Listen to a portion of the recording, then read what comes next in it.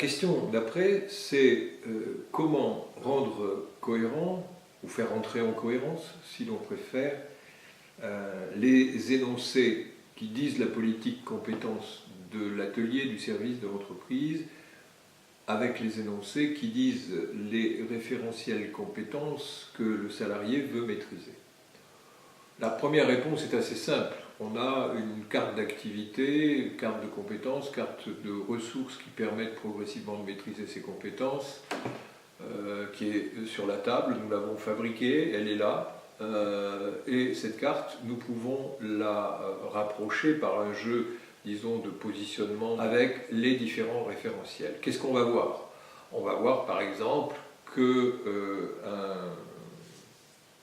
chaudronnier, par exemple, dans une entreprise de métallurgie, va développer dans l'entreprise où il est salarié un certain nombre d'activités, et non pas toutes les activités liées à son métier de chaudronnier. Il ne mobilisera donc qu'un certain nombre de compétences dans cette entreprise.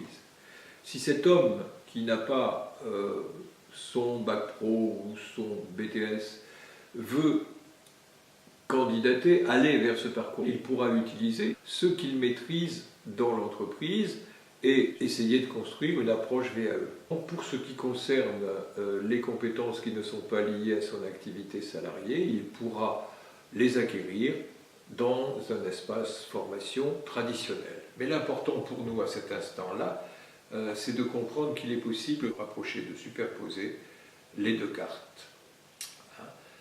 J'ajouterai, je l'ai suggéré dans le point précédent, que sur un territoire donné, il est possible pour le chef d'entreprise d'associer à cette politique des sous-traitants, des partenaires, voire des personnes à la recherche d'un emploi qui souhaiteraient utiliser l'espace qu'il va créer à partir de sa politique de formation pour permettre les acquisitions et transmissions de compétences.